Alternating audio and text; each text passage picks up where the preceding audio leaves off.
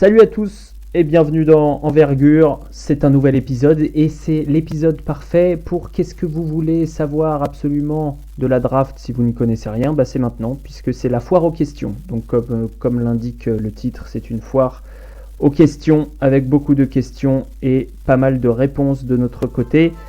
C'est parti pour ce nouvel épisode d'Envergure.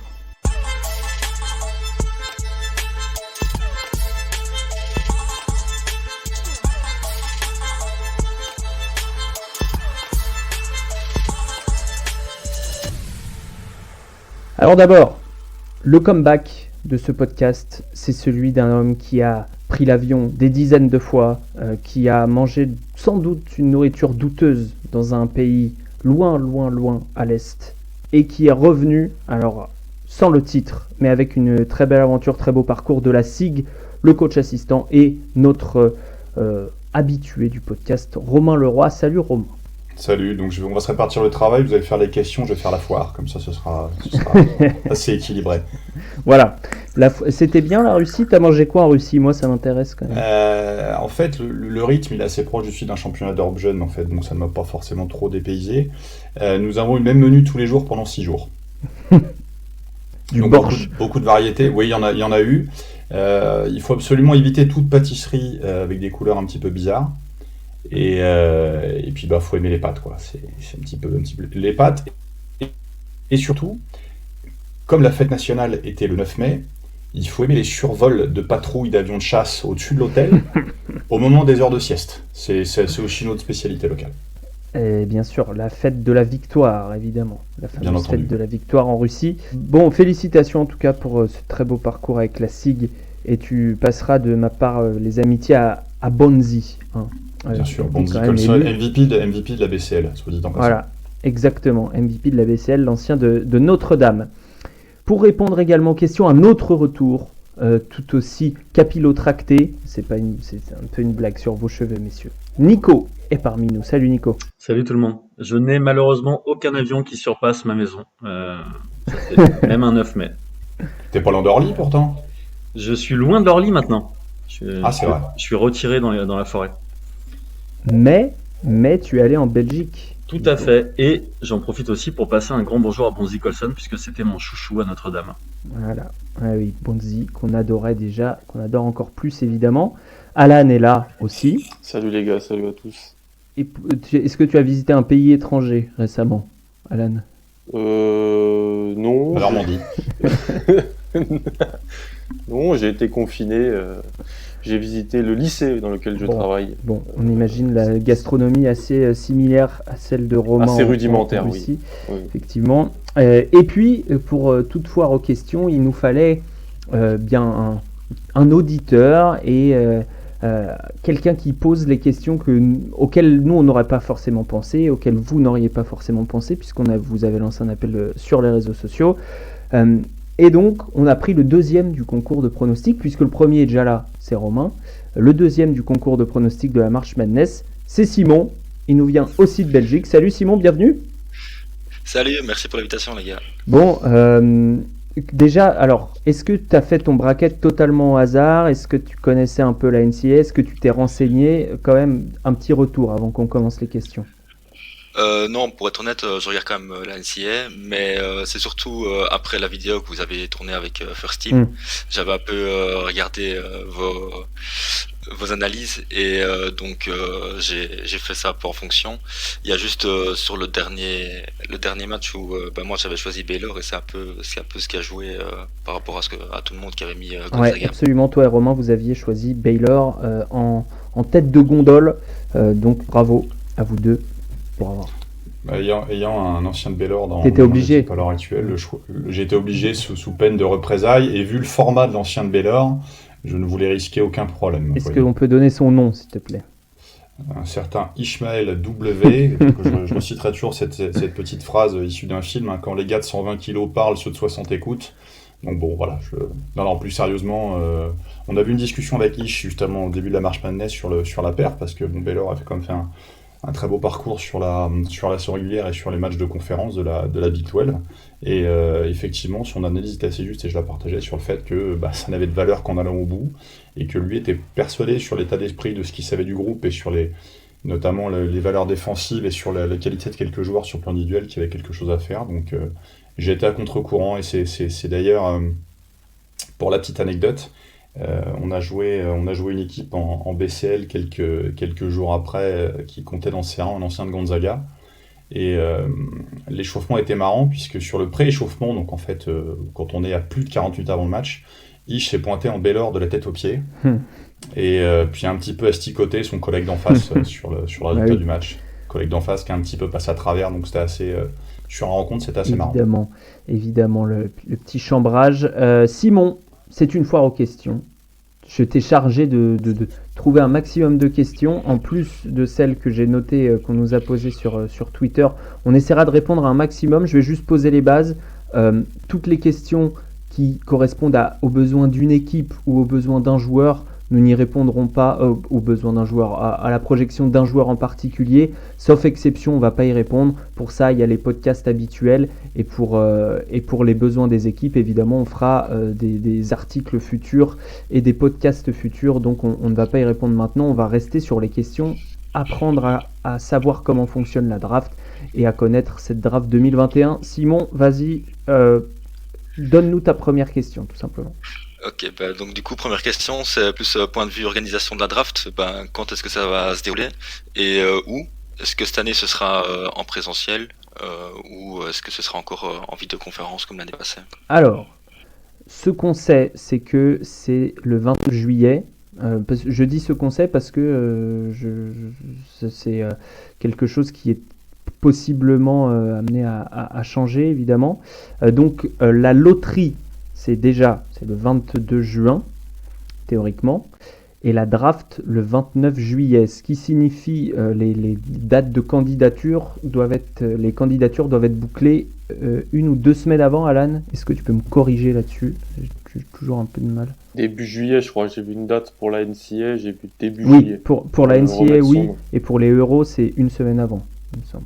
Droit de retirer ta candidature. Donc voilà, les candidatures qui vont être nombreuses. Vas-y, une autre question, Simon.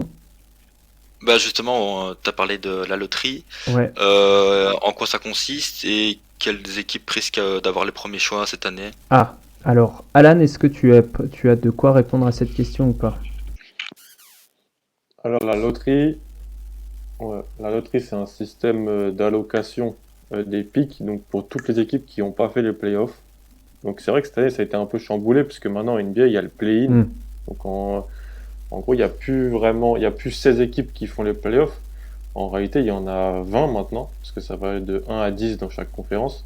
Et pour les équipes qui ne sont pas qualifiées pour les playoffs, pour un petit peu allouer les choix de draft donc dans la loterie, donc des meilleurs joueurs du top 10. Avant la loterie c'était jusqu'au top 14 parce que s'il y avait 16 équipes qui faisaient les playoffs, il y en avait 14 qui les faisaient pas. C'est en gros pendant les playoffs NBA, c'est toujours un soir pendant les playoffs NBA. C'est en gros une loterie comme au loto où on fait une simulation du nombre de chances d'avoir le first pick, le deuxième, le troisième, le quatrième. Sauf que sauf que c'est pas une simulation, c'est la seule fois que ça se fait en vrai. C'est comme ça qu'on alloue les choix de draft, avec une volonté aussi de la NBA qui a été mise en place dans leur idée contrer le tanking en un petit peu en pondérant les chances d'avoir le first pick. C'est-à-dire dans les autres ligues américaines, t'as le pire bilan, t'as le first pick. Il n'y a pas de débat là. On va un petit peu essayer de mettre du suspense ou annihiler le tanking. C'est juste si t'es dernier, tu auras une plus grande chance d'avoir le first pick, mais t'es pas obligé. Les 3 derniers ont des chances égales d'avoir le first pick. Les Exactement. 3 pires bilans. Donc, quelqu'un veut prendre la parole, non? J'ai énormément de réactions de l'Académie française qui tient à féliciter Alan pour utiliser les mots Oui. pondéré, alloué et allocation dans une même phrase. C'est très très rare et tu gagnes 10 points. Absolument. Merci C'était une phrase avec énormément de vocabulaire, des mots du gros dictionnaire, comme on dit. C'est ça aussi, on verra. Oui, c'est ça. La littérature et la hauteur du coup, la longueur du coup. Justement, pour répondre à une question qu'on avait eue sur Twitter et pour rebondir, Seb Philippot qui nous demandait comment on calcule l'ordre au second tour. Seb, c'est très simple. Tu prends les bilans du pire jusqu'au meilleur. Le pire bilan a le choix numéro 31 et ainsi de suite jusqu'à 60. Même s'ils sont souvent échangés, c'est comme ça que ça fonctionne. C'est beaucoup plus simple qu'au premier tour. Le pire bilan a le premier choix, comme disait Alan, comme ça se passe dans les autres ligues. On va rentrer un petit peu plus dans le détail. Ça, c'était on va dire le b.a.-ba. Simon, est-ce que tu as des questions voilà, un peu plus peut-être, je sais pas, sur l'organisation des équipes, ce genre de choses. J'avais aussi juste une dernière question, Ouais. c'était par rapport à votre un peu tout ce qui est scouting et tout ça. Ouais. Vu que maintenant on sait quand même que les joueurs ils sont assez pistés avant d'arriver en NBA. La semaine avant la draft, si je me trompe pas, il y a le draft combine. Oui. C'est bien ça. Et est-ce que ça a toujours une place aussi importante pour les scouts en NBA maintenant, cette semaine-là, ou les choix sont déjà généralement faits avant cette semaine Ah, ça, d'entraînement? c'est intéressant. Nico, est-ce que tu peux un peu expliquer le processus d'une franchise? Est-ce que vraiment un événement à 1 ou 2 semaines de la draft peut changer quelque chose? Ouais, c'est vrai que c'est une question intéressante. C'est une question que moi je me suis souvent posée, et surtout au début, quand j'ai commencé à m'intéresser. Parce que d'ailleurs, la première fois que j'ai croisé Mike Schmitz, je crois que c'est la première question que je lui ai posée. Disant pourquoi les scouts américains, en ayant surveillé des joueurs pendant 1, 2, 3 ans, peuvent tout remettre en question le soir de la combine, ou pendant le moment de la combine. On va dire que tout ne change pas pendant la combine, mais il y a énormément de points qui se gagnent ou qui se perdent. C'est comme ça. Est-ce on peut trouver ça logique ou pas logique? Peut-être que Romain a des retours d'expérience là-dessus. Mais le fait de pouvoir les avoir sous les yeux, de les tester, il y a ce côté, voilà, celui qui va surprendre par sa vitesse, celui qui va décevoir, celui qui saute plus haut qu'on le pensait. Et du coup, effectivement, on va peut-être mettre un coefficient moins important à ce qu'on a pu avoir comme retour, en gardant cette vision de la combine peut-être un peu plus importante que ça devrait l'être. Et Moi, excuse-moi Alex, je rejoins un peu ce que dit Nico, c'est-à-dire que encore plus aujourd'hui où déjà, bon, cette saison, les scouts n'ont le droit de se déplacer officiellement et ont été autorisés par la NBA à se déplacer officiellement qu'il y a quelques semaines. Donc c'est-à-dire que les scouts internationaux, alors, ceux basés en Europe étaient en contact direct toujours par le réseau des consultants et compagnie, donc bon, même s'ils n'ont pas pu se déplacer, ils peuvent bosser, mais les exécutifs des franchises et les scouts basés aux États-Unis, eux, ils n'ont pas foutu les pieds en Europe depuis quasiment 1 an ou presque. Donc le fait de pouvoir voir les joueurs de manière directe pour les Européens ou les internationaux au combine, c'est comme quelque chose d'important, je pense. Et puis c'est exactement au combine qu'on peut trouver des petites curiosités sur les mensurations, sur l'envergure, sur un joueur qui aura pris de la taille, sur un joueur qui aurait évolué sur différents aspects liés à sa morphologie ou à son morphotype, etc. etc. Donc voir les joueurs en vrai, ça a toujours un intérêt, ça a toujours un apport d'infos supplémentaires. Mais encore une fois, on revient au même principe. La draft, c'est aussi faire gagner des gens au loto. Quand on décide de faire gagner quelqu'un au loto, autant savoir le maximum sur lui. L'organisation du draft combine cette année est conditionnée, est encore entre parenthèses selon l'évolution de l'épidémie aux États-Unis, mais théoriquement ce sera du 21 au 27 juin. Maintenant, pour compléter ce que disait Romain, on voit souvent des mensurations de joueurs apparaître sur les sites des universités, sur des sites aussi d'information, qui ne sont pas réelles, en tout cas qui sont différentes de celles qu'on peut avoir au combine. On peut avoir jusqu'à 3-4 cm de différence, j'exagère pas quand même, c'est-à-dire un pouce de différence entre ce qui est annoncé et ce qui est réel. Donc ça, c'est très intéressant.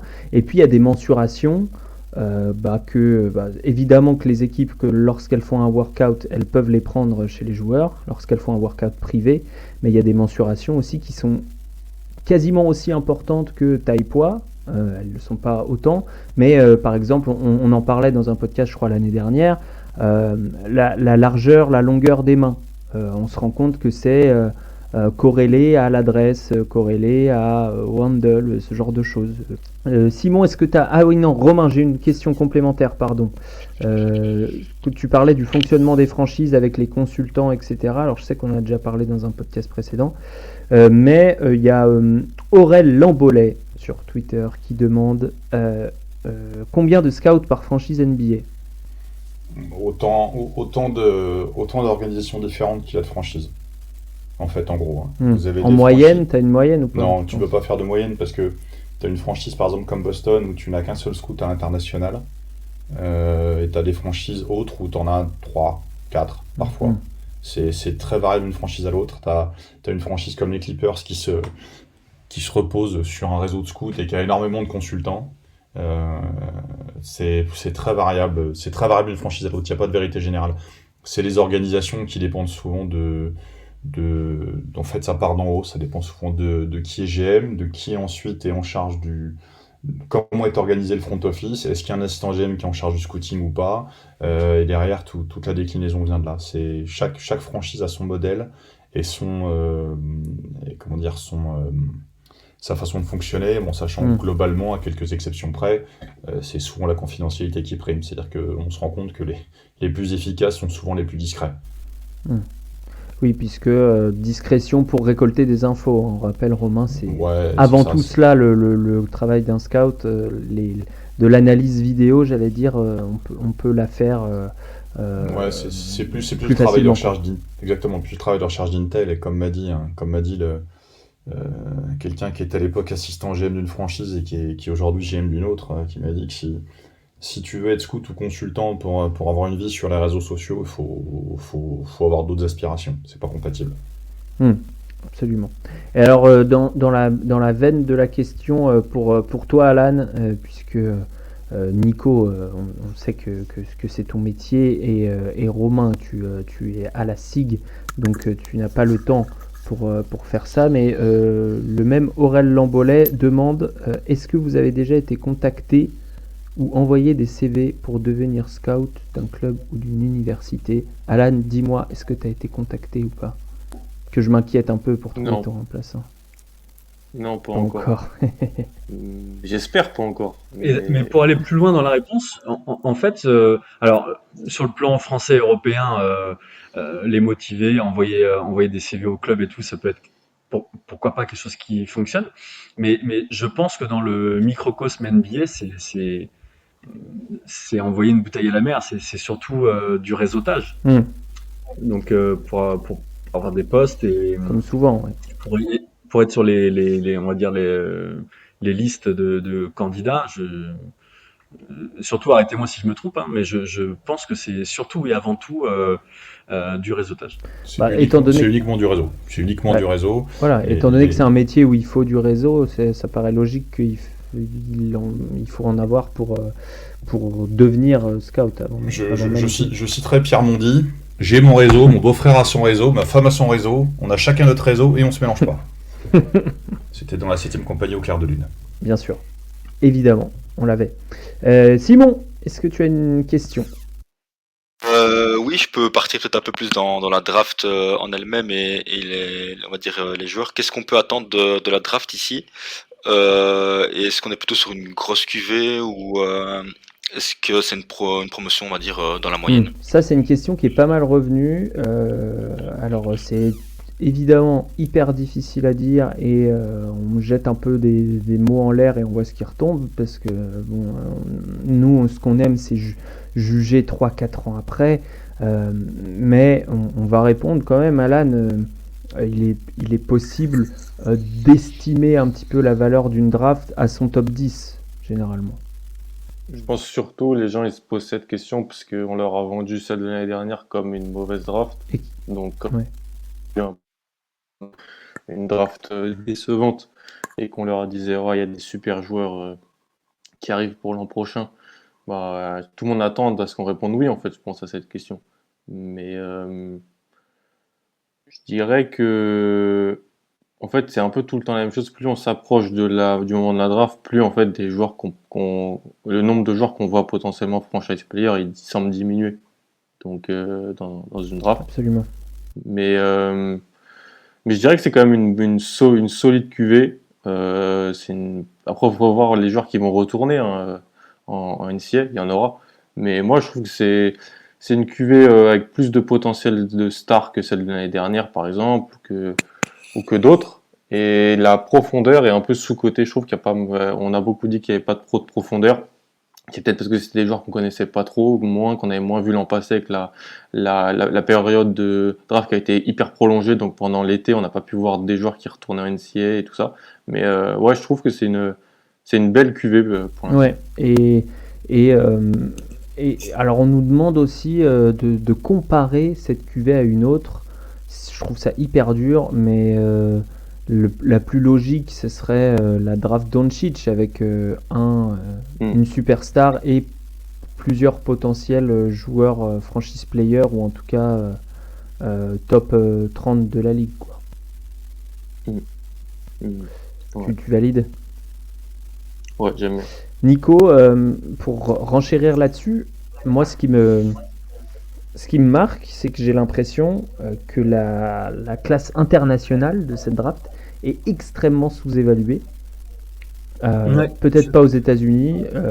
En France, c'est certain, parce que du fait de la médiatisation, il n'y a pas de Français qui est prévu dans le top 20, donc on en parle moins.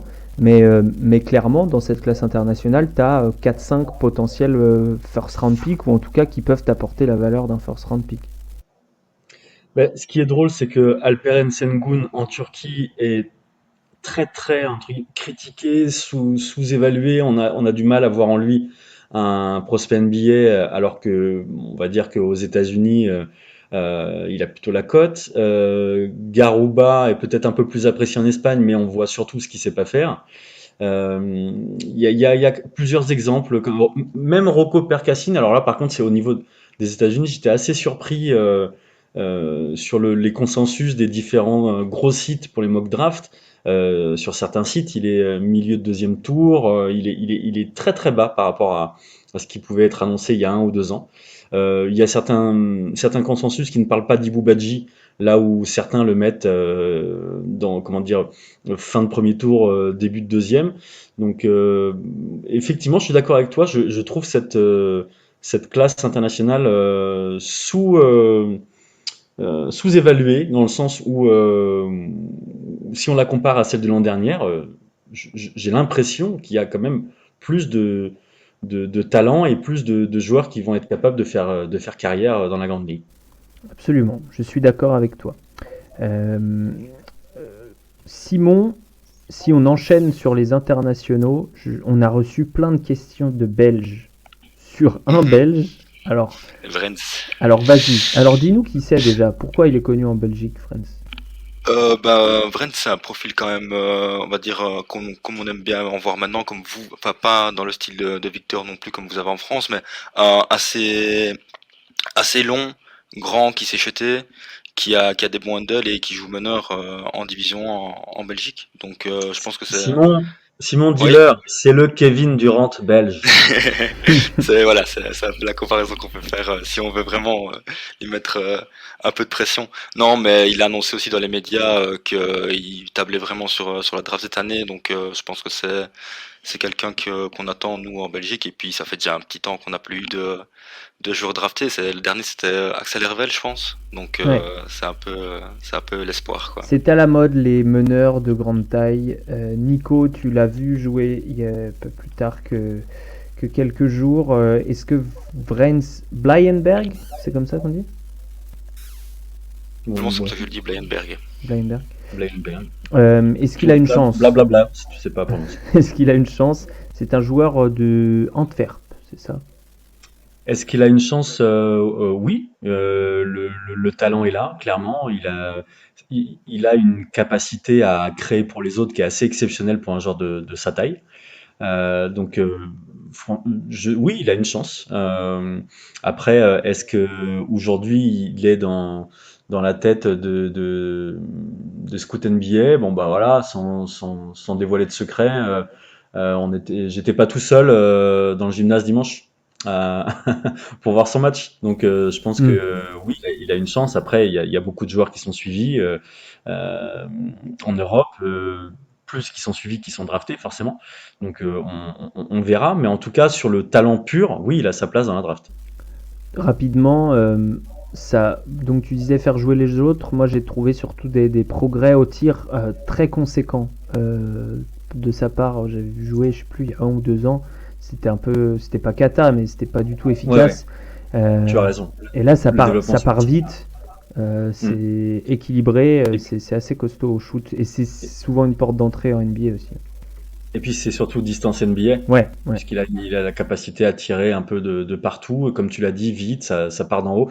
Après, les spécialistes du tir, il a les hanches qui partent à gauche, les pieds qui sont totalement désaxés. Donc attention aux yeux, si vous aimez les shoots purs, on est loin du geste de Ray Allen, hein.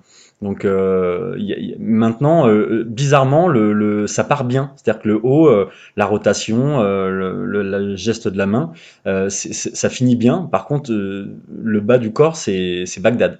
Donc c'est un tir, on va dire, assez original. Mais il a le tir, il a la capacité à créer. Parfois, j'entends dire que c'est une sorte de Pokusevski du pauvre. Je le trouve moins fantasque que Pokusevski. Après, on dit ça surtout parce que c'est quelqu'un qui est très grand, qui est fin et qui est capable d'initier des pick and roll. C'est surtout là-dessus qu'on le compare avec Poku. Et puis il reste plus vieux que Poku. Oui. Donc c'est pas la même courbe de développement, on va dire. On peut même dire qu'il est beaucoup Il plus y a vieux. Toumani Camara aussi, le Belge. Je valide, Romain. Elle est passée inaperçue. Je te remercie, Nico. Je vais pas te demander de la répéter, c'est toujours moins bien. Non, je disais qu'il était beaucoup plus vieux. Beaucoup. Et Romain, t'as déjà entendu parler de ce Belge, Frans Blijenberg, ou pas? Bien sûr, production du plat pays. J'en ai entendu parler. Je l'ai pas forcément assez vu jouer pour avoir un avis ferme et définitif. Alors, non pas que je ne m'intéresse pas à la question, mais j'ai un calendrier un petit peu dantesque depuis quelques mois. Ouais. Donc c'est pas forcément très simple de se mettre la tête réellement dans les jeunes joueurs, mais j'ai bon espoir pour pouvoir attaquer ça dans 15 jours, 3 semaines pour rattraper un peu le retard. Alors, Alan, juste sur Frans, tu l'as vu ou pas? T'as eu le Non, temps? vu que je le connais pas, je parlais de Toumani Camara, qui est un autre joueur belge. Absolument, Mais bon. mais qui revient pour Oui. son année, pour l'année prochaine. Non, qui est transfert, oui, qui part à de Dayton. Georgia et qui va jouer à Dayton. Absolument. Mais effectivement, c'est un joueur, Simon, je sais pas si tu le connais ou le suis, mais il a un potentiel il pourrait être drafté s'il progresse. Il a des outils. Justement, j'avais vu qu'il faisait des gros highlights cette année, et je me demandais l'intérêt pour lui de partir de Georgia. J'ai pas trop compris, et je sais pas si vous savez répondre à la question en vitesse, même si c'est. Si. Dayton, c'est mieux que Georgia. C'est pas beaucoup mieux. Hein. Si, en vrai, ça joue mieux, quoi. Oui, ça joue mieux. Mais c'est moins exposé, tu joues moins contre des grosses équipes. Ouais. Tu prends moins de tôle à la télé nationale. Ouais. Mais c'est un vrai bon joueur. Moi, j'aime bien son physique de post 4 gaucher. Il tire pas, mais c'est pas horrible. Et physiquement, il est vraiment là. Ouais, absolument. Absolument, un beau physique. Et donc, pour répondre à ta question initiale, Simon, on y croit pour Frans, qui devrait rentrer. Alors, on va faire un big board bientôt, mais qui pourra rentrer dans notre la prochaine édition de notre big board.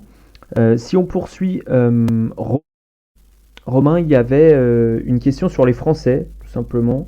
Alors, j'essaye de retrouver l'intitulé exact de la question. Mais en gros, qui est susceptible d'être drafté côté français? Alors, susceptible ou candidat? On va partir sur les candidats. Dans les gens qui ont des ambitions déclarées, après, pour cette année, il y avait clairement Juan Bégarin, là, qui est à Paris, qui était lui un petit peu, il avait coché la draft sur sa feuille de route, qui fait une saison, somme toute, assez correcte en Pro B. Donc à voir un petit peu quelle cote on va donner au bonhomme et au fait qu'il joue en Pro B, parce que de mémoire, je crois pas qu'on ait eu un seul joueur drafté sortant de Pro B directement. Séraphin, Non, Séraphin n'a Non. jamais joué en Pro B, me semble-t-il. Je me trompe peut-être, mais comme ça me revient pas, si tu veux. Après, on est cette année dans le cas de Bégarin. Il est en couveuse au Paris Basket avec son camarade Kamagaté. On est sur un joueur qui est sur cette saison à 10 points par match, avec une reste à 3 points qui reste un petit peu encore, qui laisse encore un peu à désirer, mais qui est en évolution légère par rapport à l'an dernier, que ce soit sur le pourcentage ou sur le volume de tir. Il a quasiment triplé le volume de tir à 3 points pris en 2 ans. Il a augmenté d'un peu moins de 2%. Il flirte avec les 31-32. C'est pas encore assez, mais c'est déjà intéressant. Ça avance dans le drive, ça avance sur plein d'aspects, Bégarin. Après, est-ce que c'est totalement prêt? Je ne sais pas, encore un petit peu de choses à gommer dans le jeu. Bon, il joue 10 minutes de plus que l'an dernier, mais il a quasiment doublé sa moyenne de balles perdues aussi.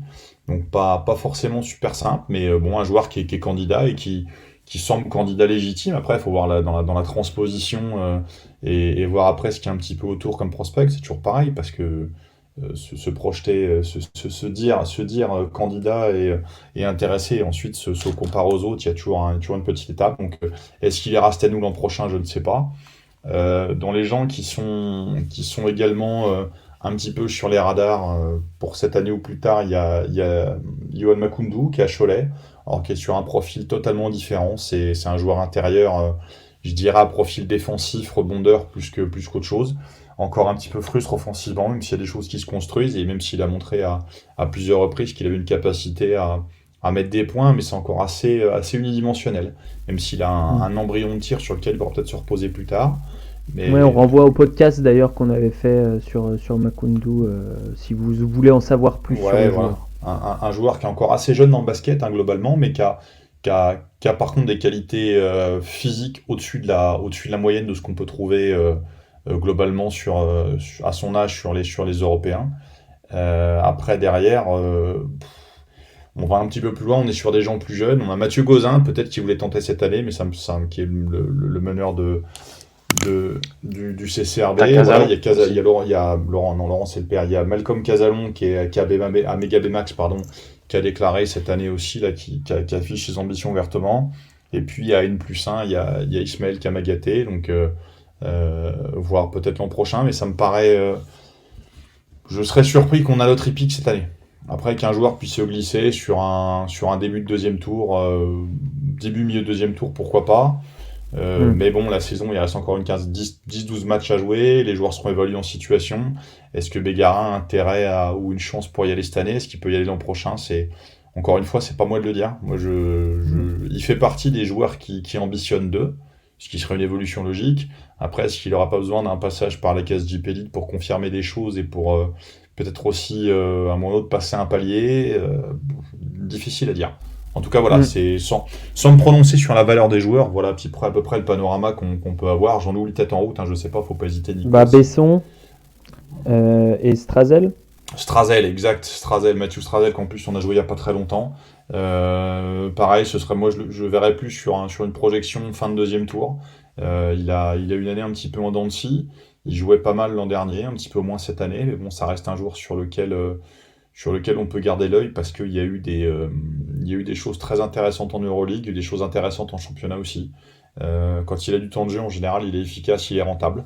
Donc c'est pas mal. Besson, c'est un profil différent, une vraie capacité à scorer, un tir, un petit peu plus en difficulté parfois sur les aspects défensifs.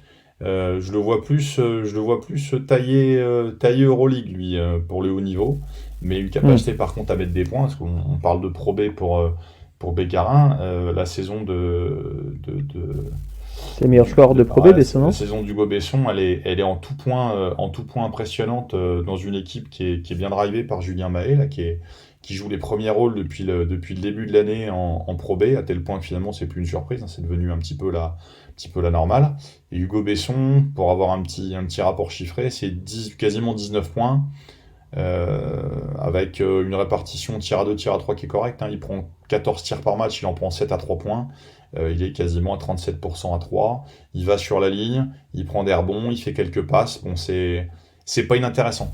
Pour le très très haut, pour le très très haut niveau, je parle de NBA, ce sera plus sur les qualités athlétiques peut-être et la capacité à défendre que je pense il peut perdre un petit peu au niveau de sa cote. Mais bon, après, encore une fois, on a un joueur qui est. Ouais, à cet âge-là, scorer à ce point, c'est Voilà, déjà on a un joueur excellent. qui est né en 2001, qui est à 17-18 points par match en Pro B, dans une équipe qui est leader du championnat, parce qu'il n'est pas non plus à 18 points dans une équipe de bas de Mm. tableau. Il y a quand même des petites choses à pas Il y a ignorer le des signes, concernant. bien sûr. Bien sûr, il y a des signes. Nico, tu voulais ajouter quelque chose sur Bégarin? Non, je voulais ajouter une chose sur le fait que Isaiah Cordinier avait été drafté de Pro B. Ah, Il voilà. joue à Denain. Je Exact, savais qu'il y en avait un. exact. Mais Voilà. dans ce cas, dans le cas d'Isaiah, Et on est sur du deuxième, ouais, on est draft and stash. sur du stage pur et simple. Alors de tête, c'est quoi, du haut de deuxième tour? C'est Atlanta, non? Ouais, donc on est même 44e. sur du milieu deuxième tour, effectivement. Mais alors, je vais pondérer, pour reprendre les mots d'Alan, je vais modérer mes propos. Quand je parle de drafter sortie de Pro B, je parle d'avoir une capacité de projection et de rôle tout de suite. C'est dans ce sens-là que je dis. Ouais, Enfin, bien moi, sûr. j'ai passé suffisamment de temps en Pro B à titre perso au niveau professionnel pour surtout pas dévaluer l'importance de ce championnat parce que on peut y développer des jeunes joueurs, hein, que ce soit Paris, il fait très bien avec JC Prat, Blois l'a fait aussi. Il y a plein de clubs en Pro B Ouais, qui ouais. travaillent correctement. Donc c'est de ce côté-là, il n'y a pas de souci. C'est un championnat et pas mal de coachs. On a reçu Guillaume qui est à Vichy Clermont aussi, qui est un mec qui bosse bien. Donc il y a des vrais coachs, il y a des vrais joueurs. Donc je ne dévalue pas le truc. C'est vraiment pour moi l'idée d'être capable de faire le gap finalement entre Pro B et jouer en NBA tout de suite derrière. Oui, parce qu'on voit que l'adaptation à NBA, même pour des joueurs qui ont une ou deux années pro dans les pattes, on pense à Sekou, on pense à d'autres aussi, c'est pas toujours évident et ça peut prendre du temps. Donc plus le fossé est large, plus il faut avoir les épaules solides, quoi. Complètement, mais joueurs de qualité, tous ces gamins en tout cas, sans aucun souci, et Bien sûr, on les prendrait bien sûr. volontiers aussi. Il y a pas de C'est problème. ça, c'est pas parce qu'il n'y a pas de projeté loterie que c'est pas une génération Ah non, non, talentueuse c'est ça, côté alors français. surtout pas dire ça, parce que je te dis, pour moi, Besson, pour ne parler que de lui, c'est une famille, c'est un contexte basket, c'est un joueur de Jeep Elite très solide en devenir, à très très court terme hein, pour moi. Donc la projection pour moi, c'est tous ces joueurs, que ce soit Besson, que ce soit Makoundou, que ce soit Bégarin, que ce soit Kamagaté, Strazel, ou même Casalon, c'est des joueurs qui feront carrière et qui feront carrière à haut niveau. C'est ça, Encore une fois, je c'est ne ça. veux pas couper Et couper c'est les ce cheveux qui en nous quatre, hein, mais intéresse ici, on le dit encore, on le répète, on parle beaucoup de la draft parce que c'est là où sont draftés, on va dire, les plus hauts potentiels, où sont sélectionnés pardon, les plus hauts potentiels, mais on regarde aussi l'ensemble des jeunes joueurs et c'est pour ça que parfois on va vous parler de joueurs NCAA qui iront jamais en NBA mais qui pourront faire éventuellement carrière en Europe. ouais, C'est ça voilà, qui tous les nous noms qu'on a intéresse donnés, aussi. pour moi, c'est des solides joueurs professionnels en devenir et des joueurs de qualité. Avec des qualités et des défauts, bien sûr. Avec peut-être pas on va dire la jauge NBA sur la programmation, mais ça reste des joueurs de haut niveau et des joueurs qui bossent pour ça. Donc c'est surtout ça qu'il faut retenir. Sur les autres Français, alors de toute façon sur les Français on va faire un voire deux podcasts spécifiques pour bien expliquer qui est qui a quelle capacité, qui a une belle projection, etc. Alan, sur les Français de NCA, puisqu'il y a d'autres candidats aussi que Romain a cités qui évoluaient à l'université, Yves Ponce, Joël Ayayi, Olivier Sarr et Josh Mbala, Joshua Mbala. ouais, qui sont Mm. tous candidats Enfin, pour le moment. on peut renvoyer à la vidéo qu'on a fait avec First Team, Absolument. où on en a parlé pendant une quarantaine de minutes. Et ouais, bah, Ayayi surfe sur sa belle saison, sa marche manesse. Yves Ponce, Olivier Sarr, et c'est des cursus terminés. Mm. Et donc, ils ont décidé de ne pas utiliser la 5e année potentielle que la NCAA pouvait leur accorder, de passer pro. Et puis, Et puis il y a Mbala qui a fait une grosse saison à Buffalo et donc qui va tester sa cote avec lui il a vraiment donné par contre son attention il a vraiment émis la possibilité de revenir. Oui, c'est ça. Là où les trois autres ils y vont. Ouais, pour préciser un peu, en gros la NBA, la NCAA autorise le joueur à dire qu'il est candidat à la draft et ensuite à revenir à condition qu'il prennent un agent certifié par la NCAA. Ouais. C'est ça. C'est ça. Pas un agent, c'est un agent qui est dans la liste de ceux que la NCAA accepte. Voilà. Donc c'est la NCAA, c'est brouillon. Voilà. On va pas s'étendre là-dessus. Simplement, voilà, il y a des règles. Josh Mbala peut revenir à Buffalo. Et si on aime cette fac, on peut que espérer qu'il revienne puisqu'il sort d'une excellente saison en double-double. À Buffalo, c'était assez impressionnant, une belle domination à l'intérieur. Donc voilà, c'est pareil, ce sont des candidats plus au deuxième tour. Peut-être qu'Ayayi, dans certains cas, est vu en fin de premier tour chez certaines personnes. Nico ? Ouais. Alex, je voudrais juste rassurer le fan club d'Alan. S'il a une petite voix, c'est dû à la blessure de Jalen Brown, situation du FC Nantes. Ne vous inquiétez pas. Juste Alan, sur ton board, c'est Casalon ou c'est Ayayi qui est le plus haut français classé ? Casalon. C'est Malcolm Casalon. Casalon que j'ai au premier tour de la prochaine draft pour l'instant. Faut que j'aille revoir un peu ses derniers matchs avec Megalex ou Mega Bmax, je sais, Mega Soccerbet, c'est toujours un nom différent. Mais c'est Casalon, génération 2001.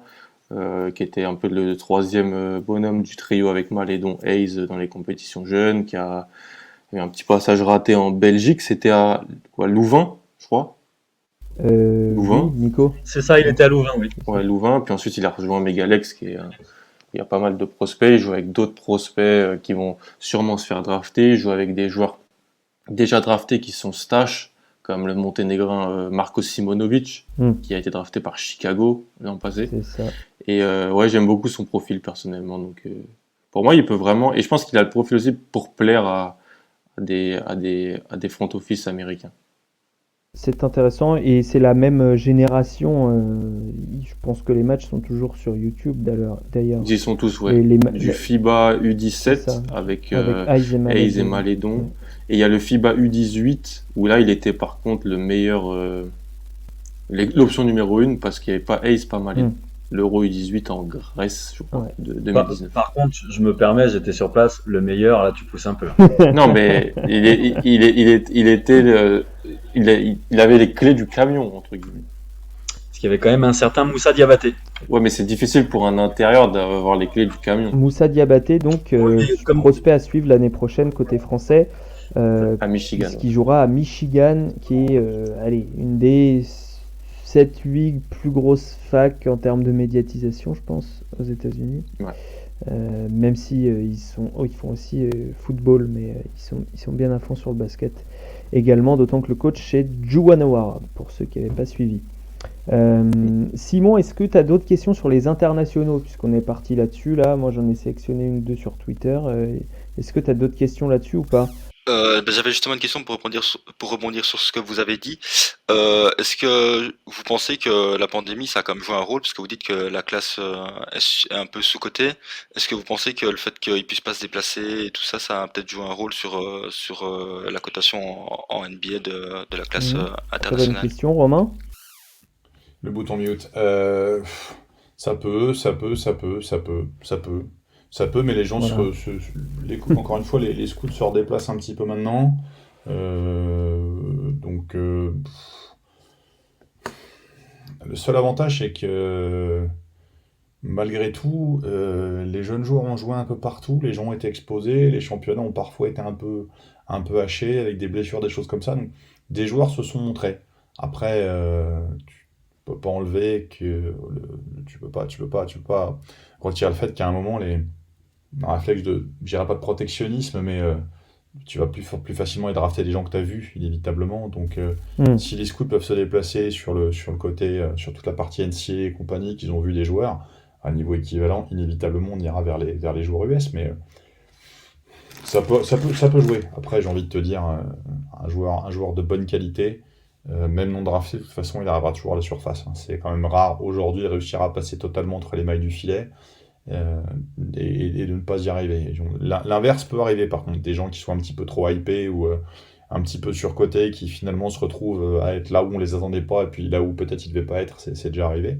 Mais l'inverse c'est plus rare. Donc bon, il y a une évaluation permanente des jeunes, mais également des free agents, des gens qui sont encore en âge de rentrer dans le contexte Summer League, de faire des training camps, de faire les mini-camps, etc., etc. Donc, plus la G-League aussi, qui est attractive financièrement, quelque part, pour des joueurs, peut-être pour des jeunes joueurs, des joueurs de standing intermédiaire. Donc, je pense que des passerelles, il y en a. Aujourd'hui, vraiment passer à travers, vu le maillage qu'ont certaines franchises j'allais dire du monde en général, ça peut jouer, mais je pense pas que ce soit rédhibitoire pour la carrière d'un joueur nécessairement. Alors, on a une question là-dessus, je vais la poser à Nico, une question de Sinos, qui dit: est-ce que vous pensez que les joueurs vont de plus en plus aller soit en G-League, soit à l'étranger, plutôt que d'aller en NCAA, puisqu'on a vu les succès passés. On peut aussi rajouter dans la question le Players Programme en Australie, en NBL. Je vais retrouver mes mots. Et voilà, est-ce que selon toi, il y a une balance qui est en train de s'effectuer du côté des prospects, qu'ils soient internationaux ou américains, même si tu as plus la vision sur les inter? Le succès de la Team Init devrait faire des émules. Donc après, j'ai malheureusement pas de boule de cristal, mais je pense que il va y avoir un peu plus de joueurs effectivement qui vont vouloir aller comment dire, récupérer entre guillemets ce qui devrait toucher en NCS, c'est-à-dire un peu d'argent. Donc que ça soit en Australie ou que ça soit sur la G-League, oui, je pense que la tendance va être de moins partir sur de la NCA. En tout cas, la question maintenant se pose, alors qu'elle se posait au début, les gens pensaient que ça ne matcherait pas, ça ne ferait pas l'affaire. Là, quand on voit les feedbacks des front office NBA sur le player qu'ils ont pu avoir, de voir les futurs draftés dans un environnement NBA entouré par des joueurs plus vieux face à des joueurs plus vieux, ça serait étonnant. Et puis aussi vu la hauteur de draft à laquelle les joueurs qui ont choisi la G-League risquent d'être draftés, ça risque effectivement de donner des idées. Absolument. Qui tape sur son clavier, Romain? Moi, parce que j'étais en train de dire en parallèle sur notre groupe de discussion que j'avais un petit truc en plus. Vas-y. Alors pour ceux, alors je vais faire le lien avec un film. Si vous n'avez jamais vu le film Moneyball avec Brad Pitt, sur justement incroyable sur la gestion d'une franchise, sur la gestion de la franchise des Oakland Athletics, n'hésitez pas à aller le voir, parce que c'est une merveille ce film. Et puis bah ça comment dire, ça met en image un petit peu le côté qu'on ignore, qui est la gestion d'un front office en fait. Alors bon, c'est au baseball, oui, c'est des réalités différentes du basket, certes, mais c'est quand même super riche. Et par rapport à ça, je fais le lien parce que le baseball aujourd'hui a un système, que la NBA veuille tendre dessus, ça ne me surprendrait pas, parce que au baseball, littéralement, les gros joueurs ont le choix, en fait, en sortant de high school, de se faire drafter. Et dans ce cas-là, de partir jouer dans les ligues mineures, etc., donc d'être rémunéré tout de suite, et ainsi de suite, ou de faire l'impasse sur la draft et d'aller à la fac et de tenter le coup après derrière. Et aujourd'hui, le baseball a un système de développement. Alors, on en pense ce qu'on s'en veut ce qu'on en veut de ce sport, mais le baseball a un système de développement par rapport à ces ligues mineures, un système de montée, descente, de passerelle, et surtout de scouting qui est très très intéressant et qui, je pense, peut peut-être préfigurer de ce qui peut arriver à la NBA à moyen terme, parce que si ce projet de G-League fonctionne et qu'ils se rendent compte que c'est viable et inévitablement ils perdent moins d'argent à mettre les gamins en couveuse là pour ensuite les drafter parce qu'ils peuvent les observer, ainsi de suite, la logique économique reprendra le dessus, et peut-être que justement la non-évolution de la NCAA sur certains aspects institutionnels et sportifs va aller vers ça. Je sais pas ce que t'en penses, Alan. T'as quand même un regard sur le sport universitaire aux États-Unis qui est plus poussé que le mien, mais la NCAA évolue un petit peu, Alan, mais peut-être pas assez vite. La NCAA évolue, je pense que ça évolue selon les États surtout. C'est ça aussi, c'est que c'est un État fédéral, donc il n'y a pas les mêmes lois partout. J'aime bien la comparaison avec le baseball.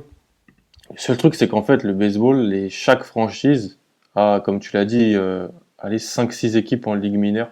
En gros, il y a des étages où tu peux monter. Le souci, et ce qui est unique avec le basket, c'est que la G-League, ils ont créé une équipe parce que tu peux pas les faire jouer dans des équipes qui pourraient ensuite les drafter. Là où au baseball, ils sont directement draftés. C'est-à-dire qu'ils peuvent être draftés 2 fois. Si tu es drafté en sortie de lycée et que tu n'acceptes pas, tu vas à l'université, mais tu peux encore te représenter à la draft. C'est pas un nom définitif.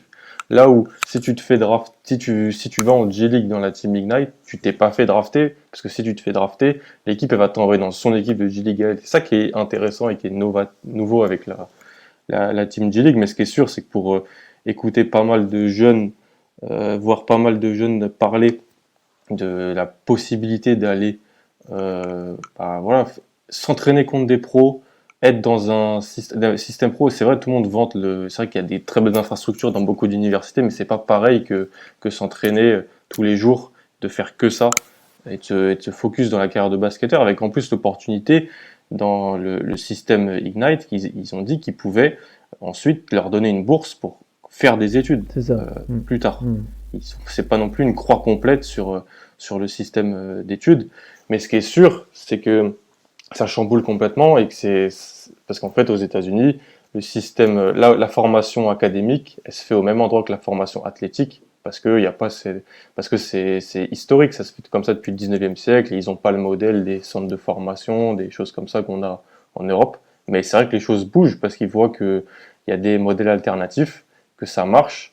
Et là, c'est vrai, comme l'a dit Nico, tu auras Jalen Green et Kuminga, ils vont se faire drafter dans le top 10. Alors, on en pense qu'on veut de ces joueurs-là.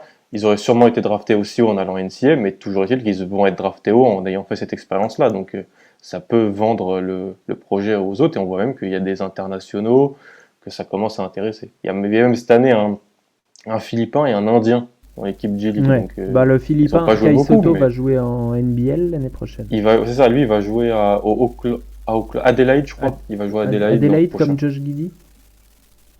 Sûrement, c'est quoi? C'est les 36 Ouais, les ERS? 36ers. C'est ça. Ouais. Il va y jouer. Messieurs, je vous propose pas, j'ai décidé, on va couper ce podcast en deux, comme ça on le publiera en 2 fois. On va finir sur les internationaux et après on abordera les questions vraiment de draft de 2021, plus côté américain. Il y avait une question sur Neemias Queta, Nico. Est-ce que rapidement tu peux dire, je sais que t'aimes bien, donc pourquoi t'y crois? Puisque ça fait pas mal de buzz au Portugal. Enfin, pas mal de buzz, je vais peut-être me calmer, mais disons qu'il y a une communauté portugaise qui nous écoute, qui suit le basket et qui aimerait bien le voir se faire drafter. Pourquoi j'y crois? J'y crois à mon avis autant que Alan n'y croit pas. Alan et moi, on se fait la guerre. Moi, j'aime que les gros babards. Et avec raison, il me dit souvent que c'est plus la mode est passée. C'est dur que tu me dises pourquoi j'y crois, parce que en fait, plus je le regarde et plus je me dis qu'il est lourd et que il est pas bouncy. Il a cette lenteur de décision qui peut être un vrai problème. Mais par contre, ce qui me fait continuer à garder espoir, c'est que défensivement, c'est le joueur idéal dans la raquette. Il a un timing de contre très important. Il a un corps qui le rend assez difficile, à contourner. Il box out et quand il box out, les mecs sont derrière lui, c'est terminé quoi. Il fait 2,14, il a quoi, 2,24 m d'envergure. Donc franchement, voilà, défensif. Si on était au handball, moi je le draft direct parce que je le mets sur toutes les séquences défensives. Maintenant, on l'a vu sur le début du match, premier tour de March Madness contre Texas Tech, si mes souvenirs sont bons. Les 2 premières actions du match, il tente 2 points longs et il fait 2 sur 2. Donc, pourquoi pas? Mais en tout cas, si j'y crois, c'est pas pour ce qu'il me propose offensivement, c'est pour ce qu'il apporte défensivement. Une très belle année à Utah State dans la Mountain West Conference, puisqu'il tournait à 15 points, 10 rebonds. C'est très rare de tourner en double-double en NCAA. On n'enchaîne pas les triples-doubles comme au niveau du dessus. Je fais une petite petite allusion à l'actualité. Quasiment 3 passes décisives de moyenne, plus de 3 comptes de moyenne. Et effectivement, tu me fais rebondir là-dessus. Voilà, s'il peut y avoir une éclaircie sur l'année, la 3e année de Keita en NCAA, c'est on va dire la progression, les flashs qu'on a pu voir au poste où il est effectivement il finit à 3 passes et il a tellement été doublé que je pense qu'il y a eu beaucoup de travail aussi de la part du staff, et maintenant il est capable de ressortir proprement, ce qui lui donne une corde en plus. Puis progression constante, que ce soit dans le jeu, au tir, au lancer franc, il est à 71% maintenant. C'est important de voir les joueurs continuer à progresser. Romain, c'est un truc qu'on pense peut-être pas assez souvent à regarder, mais un joueur qui continue à progresser, ça veut dire que c'est un joueur qui travaille, ça veut dire que c'est un joueur qui a un bon état d'esprit, en gros. Ouais, tout dépend après de la progression qu'on quantifie, mais en général, oui, à partir du moment où on se met dans le gymnase, j'aime bien les mots comme ça, les mots un peu désuets comme gymnase. À partir du moment où on se met dans le gymnase et qu'on fait en sorte si on travaille à bon escient et qu'on a encadré, on peut faire. Parce que moi, des joueurs, j'en vois souvent dire ouais, mais je comprends pas, je fais du rap. Bah oui, enfin, si faire du rap, c'est juste rester une demi-heure de plus à la salle, shooter 3 fois, puis discuter, ça va pas. Par contre, les gens qui travaillent sérieusement, de toute façon, inévitablement, à partir du moment où la valeur travail, elle est présente chez le joueur, c'est toujours plus facile. Mais ça, je dirais qu'il y a aussi tout un travail d'accompagnement autour. C'est pour ça qu'encore une fois, on y revient. Le fit est important quand on se fait drafter, mais également sur le parcours qu'on choisit avant, ou sur le parcours qu'on essaie d'entreprendre avant. Le fait de pouvoir se mettre dans un contexte où on sait qu'on sera accompagné, qu'on aura des coachs autour et ainsi de suite, c'est quand même quelque chose d'important. Je veux dire, on a eu Yacine souvent sur le podcast. Aujourd'hui, on sait très bien que quand on va à Limoges, par exemple, on est accompagné de telle et telle façon. Nous, à Strasbourg, on a un process de travail aussi qui est en place maintenant. Les joueurs en sont conscients. Les mecs qui viennent chez nous savent comment on travaille et comment on va travailler dans le futur. C'est-à-dire qu'à un moment, il faut être capable aussi de vouloir avoir des joueurs de qualité, c'est bien. Avoir des joueurs qui ont le discours d'intention de dire qu'ils veulent travailler, c'est bien aussi. Mais la mise en œuvre, elle est aussi importante que le discours d'intention. Tout le monde te dit qu'il veut bosser. Tous les joueurs te disent qu'ils veulent bosser. Après, c'est qu'est-ce qu'ils mettent dedans, comment ils sont. Moi, j'ai été témoin de situations avec des joueurs des jeux. Ouais, je veux travailler, mais quand tu les prends pour faire du rab au quotidien, c'est je peux pas trop. Là, j'ai kiné, là, j'ai ci, là, j'ai ça. Voilà. Les gens veulent bosser, mais ils bossent pas. Donc, la mise en œuvre, c'est ce que j'appelle souvent, donc c'est souvent les propos que je tiens avec les jeunes joueurs ou les jeunes joueuses en équipe de France, c'est-à-dire que c'est le discours d'intention. Qu'est-ce que tu fais concrètement ? C'est-à-dire sur quoi tu es capable de t'engager concrètement dans ta vie de tous les jours pour montrer que tu veux bosser. Et c'est là où c'est souvent la différence entre un joueur moyen et un vrai joueur bosseur. Tu vas la faire, et c'est aussi là où tu fais la différence entre un mec qui a peut-être l'intention de travailler mais qui veut pas trop en faire non plus, puis celui qui veut vraiment arriver au plus haut niveau et qui a vraiment envie de faire quelque chose de son talent, ou justement de compenser peut-être le manque de talent et d'aller plus loin. Donc c'est avant tout l'état d'esprit, mais aussi le contexte et l'accompagnement qu'on peut lui donner. On peut dire ce qu'on veut aux joueurs, si les mecs sont pas encadrés correctement, ou s'ils n'ont pas avec eux des coachs qui les accompagnent convenablement, c'est très difficile. Et je citerai Julien Monclar pour finir, qui disait si on les écoute, tout le monde est un bosseur, mais seulement il faut savoir détecter lequel l'est vraiment, on va dire. On renvoie au podcast qu'on avait fait avec lui, avec Guillaume et avec ton patron Romain. Avec Nicolas, effectivement. Blois qui me semble-t-il a gagné à Denain ce soir, donc voilà. Bon, alors félicitations, puisque nous enregistrons le mardi 11 mai, c'est la fin de la première partie. On va revenir pour la suite de ce podcast Foire aux questions, donc avec Nico, avec Romain, avec Alan et avec notre questionneur Simon pour évoquer les questions peut-être plus philosophiques de cette draft 2021, parler des joueurs du top 5, etc. Donc à la semaine prochaine, puisqu'il sera publié une semaine plus tard. Nous, évidemment, on l'enregistre dans la foulée. À plus tard.